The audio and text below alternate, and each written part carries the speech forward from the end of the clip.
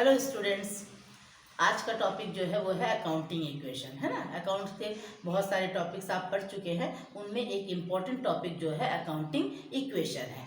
Accounting equation मतलब एकदम simple things है। सिंपल थिंग्स मतलब जैसे हम किसी भी चीज़ के, हमारे लाइफ में हम किसी भी दो चीज़ के को बैलेंस करके चलते हैं, है ना। तो बैलेंस करके चलते हैं मतलब क्या होता है कि जैसे हमारे घर का इनकम होता है और उस हिसाब से हम एक्सपेंडिचर, तो इनकम और एक्सपेंडिचर दोनों को हम बैलेंस करके जब चलते हैं तो वो हमारे फैमिली का बैलेंसिंग, मतलब उसमें क्या है, आपके घर में जितना इनकम हुआ उस हिसाब से आपने खर्चा किया, ठीक है ना। तो ये बात हमारे जस्ट जो अकाउंटिंग इक्वेशन है ये भी कहता है, लेकिन ये कहता है कि किन दोनों के बीच में आप बैलेंस बनाएंगे। यहाँ पर आप बैलेंस बनाएंगे एसेट्स और लायबिलिटी के बीच में बैलेंस बनाएंगे कि मेरा जितना एसेट्स है और मेरी लायबिलिटी ये दोनों जो है वो बराबर होना चाहिए। जब मैं फाइनेंशियल स्टेटमेंट बनाऊंगी तो वहां पर भी हम एसेट्स और लायबिलिटी दोनों के टोटल जो बैलेंस है वो इक्वल होना चाहिए। क्यों इक्वल होना चाहिए? जैसे मान लीजिए डबल एंट्री सिस्टम कहता है कि मैंने अगर किसी से सामान लिया है तो उसे मैंने पैसे दिया, मतलब गिव एंड टेक हो रहा है, डेबिट क्रेडिट हो रहा है, रिसीव हो रहा है, और हम किसी से कोई चीज़ रिसीव कर रहे हैं तो हम उन्हें पेमेंट करेंगे। तो ये जो डबल एंट्री सिस्टम है ये कहता है कि accounting total assets of a business are always equal to total liability and capital. Capital भी यहाँ पर साथ में ले लीजिए। कैपिटल के बारे में मैं भी थोड़ी देर बाद आपको बताती हूँ कि कैपिटल क्या है। तो हमारा जो बिजनेस इक्वेशन है वो हमेशा कहता है कि मेरा एसेट्स और लायबिलिटी प्लस कैपिटल ये दोनों जो है हमेशा क्या होना चाहिए, इक्वल होना चाहिए, ताकि वो हमारे बिजनेस को बैलेंस बना सके, ठीक है ना। तो बैलेंस बनाने के लिए जैसे we know that for every transaction there is a debit and credit. आपका डेबिट और क्रेडिट दोनों साइड होता ही है, एक लेने वाला तो एक देने वाला, एक एक्सपेंसेस होता है तो एक इनकम होता है। तो इस तरह से हम क्या करते हैं, हमारे अकाउंटिंग यानी डबल एंट्री सिस्टम के अकाउंटिंग सिस्टम को बैलेंस करके चलते हैं, ठीक है ना। तो एसेट्स में आपको पहले बता दूं कि एसेट्स में हमारे कौन से आइटम्स हैं जिसको हम एसेट्स मानते हैं। Cash in hand. Cash in hand का मतलब होता है कि जितना पैसा आपके पास है। कैश एट बैंक, बच्चे कभी कभार कैश इन हैंड और कैश एट बैंक में कंफ्यूज हो जाते हैं। कैश एट बैंक का मतलब होता है कि मेरे बैंक अकाउंट में, मेरे अकाउंट में कितने पैसे हैं वो मेरा बैंक कैश एट बैंक कहलाता है, और मेरे हाथ में या मेरे पास में जो पैसे होते हैं वो कैश इन हैंड कहलाता है, ठीक है ना। हम डेटर्स, बिल रिसीवेबल, इनके बारे में पहले ही टर्मिनोलॉजी में बता चुके हैं कि डेटर्स है ना, और रिसीवेबल मतलब जो हमारा सेल होता है, सेल में अगर हम उधार सेल करते हैं तो जिस व्यक्ति को करते हैं वो हमारा डेटर्स कहलाता है, और उसके लिए हम एक बिल लिखते हैं वो हमारा बिल रिसीवेबल कहलाता है, ठीक है ना। अगला है इन्वेस्टमेंट। इन्वेस्टमेंट भी आपको बताया जा चुका है कि इन्वेस्टमेंट का मतलब होता है कि हमारे पास जो सेविंग होता है या हमारे पास जो पैसे होते हैं उन पैसे को हम कहीं पर इन्वेस्ट कर रहे हैं, चाहे हम जमीन खरीदे, बिल्डिंग खरीदे, लैंड खरीदे, फर्नीचर खरीदे, या फिर हम एफडी यानी हमारा कोई फिक्स डिपॉजिट है उसमें हम इन्वेस्ट करें। मतलब हम कहीं अगर हमारे प्रॉफिट के लिए पैसा कहीं लगाते हैं तो वो हमारा इन्वेस्टमेंट कहलाता है, ओके। क्लोजिंग स्टॉक, ये भी आपको बताया गया कि क्लोजिंग स्टॉक का मतलब होता है कि साल के शुरू में हम जो भी स्टॉक या गुड्स के साथ बिजनेस कमेंस करते हैं और लास्ट में जो अनसोल्ड हमारे पास रह जाता है, बिना बिका हुआ सामान जो रह जाता है, it's called a closing stock. Then land and building, हमारे पास जमीन है और घर है। प्लांट एंड मशीनरी, ये भी आपको मालूम है कि हमारे एसेट्स हैं। इक्विपमेंट एंड टूल्स, कई तरह के औजार और अस्त्र शस्त्र होते हैं। फर्नीचर, ये 10 पॉइंट तक का तो जो टॉपिक है ये आपके लिए कॉमन है, मतलब आप इन सब चीज़ों के बारे में प्रीवियसली सुन चुके हैं, ठीक है ना। आपके लिए थोड़ा सा नया वर्ड जो है वो आपके आएंगे ये दो। गुडविल भी बताया जा चुका है कि गुडविल का मतलब होता है कि किसी फर्म का नेम, फेम, रेपुटेशन जो होती है वो हमारा गुडविल कहलाता है। ये जो मोस्टली एसेट्स में जो आपके इक्वेशन में आने वाले वर्ड्स हैं उसमें से लगभग आपके सारे वर्ड्स यहाँ पे कवर किए जा चुके हैं, ठीक है ना, जिसको आप अकाउंटिंग इक्वेशन बनाने के लिए जो क्वेश्चन सॉल्व करेंगे for that required assets are given here, ठीक है ना, कि ये सारा आपको जरूरत है। इसमें आपका fix asset, fictitious assets, intangible, non intangible और टेंजिबल, ये सारे एसेट्स इसमें दिए हैं, ठीक है ना। हमने यहाँ पर अलग अलग क्लासिफाइड नहीं किया है। प्रीपेड और एक्रूड इनकम। प्रीपेड एक्सपेंसेस का मतलब क्या होता है कि हमने क्या किया, आपको पहले पैसे दे दिए हैं और उसके बदले में हमने आपसे कोई सेवाएं प्राप्त नहीं किया है, तो ये आपका प्रीपेड एक्सपेंसेस कहलाएगा। ठीक है ना, कि जैसे मान लीजिए हम कभी घर बनाने के लिए या घर खरीदने का सोचते हैं, तो हम क्या करते हैं, हम जाते हैं तो बिल्डर को क्या करते हैं, पहले हम पैसा देते हैं, उसके बाद वो हमारे लिए घर बनाने का सोचता है या फिर बनाता है। ठीक है ना, without giving money they are not started building. तो ये हमारा हुआ कि हमने सेवाएं तो ली नहीं, लेकिन हमने पहले उन्हें पैसे दे चुके हैं। Accrued income. एक्रूड इनकम का मतलब क्या हो जाता है कि हमने कोई सेवा दे चुके हैं लेकिन उसका पैसा हमें प्राप्त नहीं हुआ है। ठीक है ना, जैसे मान लीजिए मैंने कहीं पे काम किया और काम करने के बाद मुझे सैलरी जो है वो नेक्स्ट मंथ में मिल रही है।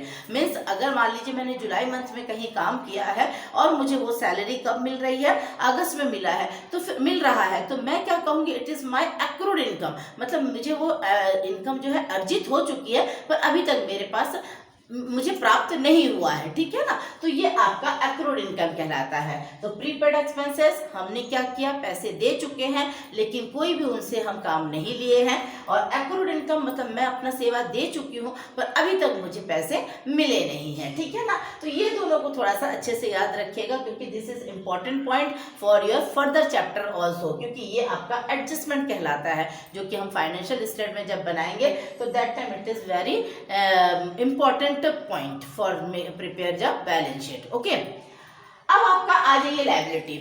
लायबिलिटी में हमारे मोस्टली आपने सुना होगा क्रेडिटर्स है और बैंक ओवरड्राफ्ट। बैंक ओवरड्राफ्ट का मतलब क्या होता है कि हमारे बैंक में उतने पैसे होते नहीं है, उससे ज़्यादा हम क्या करते हैं, विड्रॉ कर लेते हैं, ले लेते हैं, तो ये हमारा बैंक ओवरड्राफ्ट कहलाता है। और बैंक ओवरड्राफ्ट के लिए भी हमें हमारे बैंक के जो मैनेजर्स वगैरह होते हैं उनसे हमें क्या करके रखना पड़ता है, पहले से हमें बात, हर किसी को बैंक ओवरड्राफ्ट की फैसिलिटी नहीं मिलती है। ठीक है ना, तो उसके लिए हमें क्या करना रहता है, हमारे जो मैनेजर्स के बैंक के मैनेजर्स होते हैं उनसे हमारा पहले से ही कुछ एग्रीमेंट हुआ रहता है जिसके बेस पर हमें क्या है, बैंक से ओवरड्राफ्ट की फैसिलिटी मिलती है।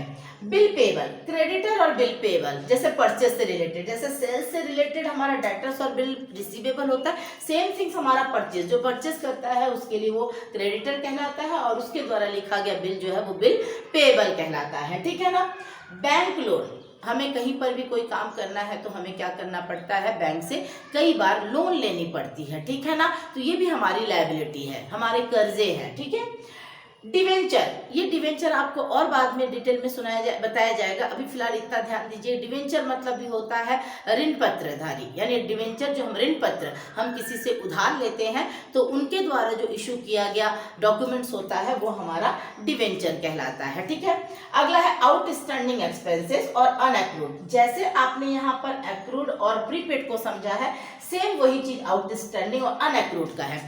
आउटस्टैंडिंग एक्सपेंसेस का मतलब क्या होता है कि मैंने क्या करा है, आपसे काम ले तो चुकी हूं लेकिन मैं अभी तक आपको पेमेंट नहीं की हूं, यानी मेरा देना बाकी है, तो ये मेरा आउटस्टैंडिंग है। ठीक है ना, और अनएक्रूड इनकम का मतलब क्या हो जाता है कि हमने आपसे क्या किया है, आपको हमने काम करवाया, काम करके नहीं दिया लेकिन आपसे हमने पहले पैसे ले लिए हैं, तो ये अनएक्रूड इनकम को हम एडवांस भी कहते हैं। ठीक है ना, ये आपका एडवांस भी कहलाता है कि हमने एडवांस ले लिया है, आपको हमने सेवाएं नहीं दी हैं लेकिन हमने उसके पहले आपसे एडवांस ले लिए हैं। तो आप जरा अच्छे से समझ सकते हैं इन चारों के बीच में प्रीपेड का जो रिलेशन है वो अनएक्रूड यानी एडवांस से है और एक्रूड इनकम का रिलेशन आउटस्टैंडिंग से है। किस तरह से, आउटस्टैंडिंग का मतलब भी क्या हुआ कि हमने आपसे सेवा ले चुके हैं लेकिन पैसा नहीं दिए हैं, पैसा देना बाकी है। ठीक है ना, और यहाँ पर प्रीपेड एक्रूड इनकम का मतलब क्या होता है, मैं काम कर चुकी हूँ पर मेरा लेना बाकी है।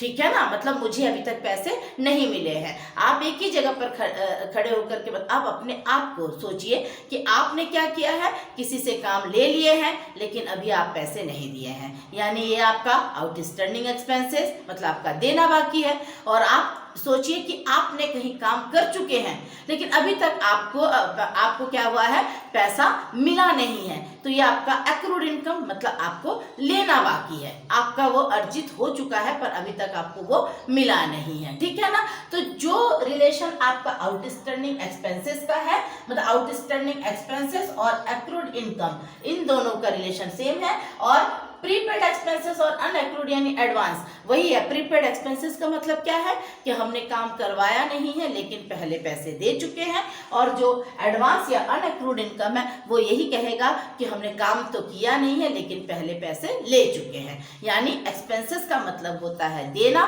इनकम मतलब होता है लेना। तो एक ही समय पर आप अपने आप को सोच सकते हैं और इस तरह से इनकम और एक्सपेंसेस इन दोनों के बारे में आप क्लियर कर सकते हैं कि एक में लेना बाकी है और दूसरा देना बाकी है, और एक में है हमने पहले ले लिया है और हमने पहले दे दिया है, ठीक है ना। तो ये आपका रिलेशन बनेगा, किसका किसका रिलेशन बना, एक्रूड इनकम के साथ आउटस्टैंडिंग एक्सपेंसेस का बना, और प्रीपेड का साथ ये जो एडवांस या अनएक्रूड इनकम है इसका आपका रिलेशन बना, ठीक है ना। मतलब एक में लेना बाकी, देना बाकी, या फिर आपने काम करा है लेकिन आपने अभी तक पैसा मिला नहीं है, आपने कहीं किसी से काम ले लिया है लेकिन अभी तक आपने दिया नहीं है, तो ये आपका प्रीपेड आउटस्टैंडिंग और एक्रूड इनकम, आउटस्टैंडिंग एक्सपेंसेस और एक्रूड इनकम कहलाएगा, ठीक है ना।